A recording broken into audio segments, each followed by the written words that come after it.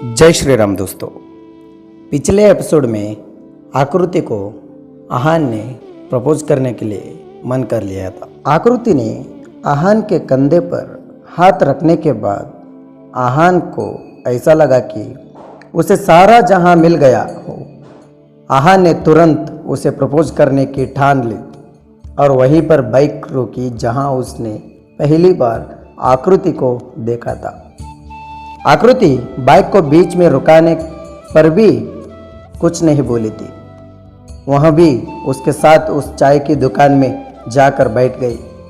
तभी आहान ने आकृति का हाथ अपने हाथ में लिया और एक घुटने पर बैठकर कहा, आई लव यू आकृति, मैं तुमसे बहुत प्यार करता हूँ। आकृति भी आहान को मन ही मन चाहती थी, इसलिए वह भी आई लव यू टू कहकर उसके सीने से लिपट गई। उस दिन के बाद आहान आकृति को रोज उसकी सोसाइटी के नज़दीक ड्रॉप करता था और वहाँ दोनों हर छुट्टी के दिन घर पर कुछ न कुछ नया बहाना बनकर घूमने जाते थे। इसी तरह दोनों का प्यार परवाना चढ़ने लगा। दोनों घंटों तालाब के किनारे बैठकर एक दूसरे से बात किया करते थे। पर एक दिन उनके प्यार को जैसे किसी की काली नज़र लग गई। आकृति के मामा ने उसे आहान के साथ बाइक पे घूमते हुए देख लिया था और जब दूसरे दिन आकृति जॉब पर पहुंची तब उसने दिन भर आहान से बातें नहीं की। वो दिन भर आकृति की तरफ ही देख रहा था पर आकृति ने उससे नजरें नहीं मिलाई। पर आहान ने उसकी आंखों में नमी देख ली थी। शाम को पार्किंग एरिया में आकृति आहान का इंतजार कर रही थी और जब आहान ने उसे देखा तो वहां दौड़ते हुए उसके पास गया। उस वक्त आकृति बोली, आहान, हमारा प्यार अब इससे आगे कभी नहीं जा सकता। तुम्हें मुझे हमेशा के लिए भुलाना होगा। आहान की आंखें भर रही थी। उसने पूछा, पर क्यों? तभी उसे पीछे से एक भारी आवाज़ सुनाई दी, मैं बताता हूँ क्यों। वहाँ आकृति के मामा जी आए थे। वहाँ बोले, मैंने कल आकृति को तुम जैसे 2 रुपए वाले लड़के के साथ बाइक पे घूमते देखा था। क्या औकात क्या है तुम्हारे? मैंने उसकी शादी एक अच्छे परिवार के लड़के के साथ तय की है और तुम ठहरे एक अनाथ। क्या मिलेगा उसे तुम्हारे साथ रहकर? जवाब में आहान सिर्फ इतना बोला, मैं आकृति से सच्चा प्यार करता हूँ और वह भी मुझे उतना ही चाहती है।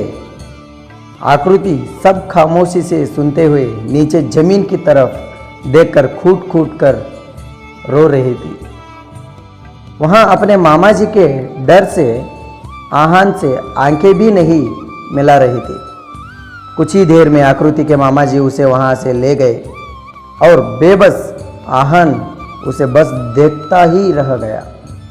जब आहान अगले दिन ऑफिस पहुँचा तब उसे पता चला कि आकृति ने ऑफिस छोड़ दिया है। फिर उस दिन से आहान जैसे अंदर से टूट गया था। उसका काम में मन नहीं लग रहा था और कुछ दिनों बाद उसने भी ऑफिस आना बंद कर दिया। आहान अब अपने आप में खोया खोया रहने लगा था। वहाँ जिन दोस्तों से रोज मिलता था उनके पास से गुजरता पर बातें नहीं करता था। सभी दोस्तों में उसका एक सबसे अच्छा दोस्त था, राघव, जिसे हमेशा आहान की चिंता लगी रहती थी। राघव को आहान को तकलीफ में देख नहीं सकता था, इसलिए वहाँ एक रात को उसके घर पर गया पर वहाँ 12 बजे तक इंतजार करने पर भी आहान नहीं आया। फिर उसने पड़ोसियों से पूछताछ की। उन्होंने बताया कि आजकल वहाँ कभी कभी ही घर आता है और जब भी आता है तब नशे में धुत होता है। राघव को इस सब की जड़ तक पहुंचना था, इसलिए दूसरे दिन सुबह सुबह उसने आहान के ऑफिस जाकर उसके एक दोस्त से सारी बातें पता कर ली। और किसी तरह आकृति का भी मोबाइल नंबर और घर का पता भी ले लिया। तभी इन सब के बीच में एक अनहोनी हो गई। आहन के पड़ोसियों ने राघव को फ़ोन करके बताया कि आहन ने जहर खाकर आत्महत्या करने की कोशिश की है, पर हमने उसे हॉस्पिटल में एडमिट कर दिया है। यह सब सुनकर राघव हॉस्पिटल जाने के बजाय अपनी गर्लफ्रेंड को लेकर आकृति के घर गया। किस्मत से उसके घर पर कोई नहीं था, इसलिए आकृति को आहन के बारे सब कुछ बताने में मुश्किल नहीं हुई।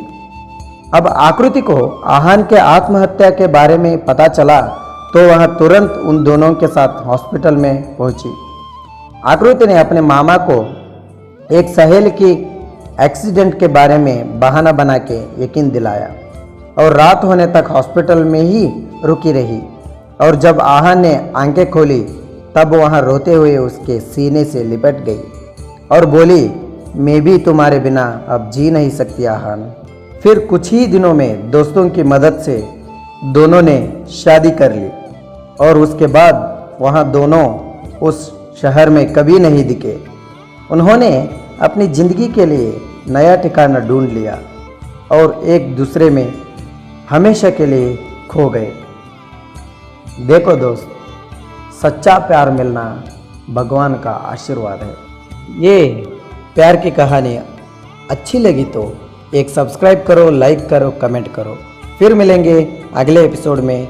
जय श्री राम।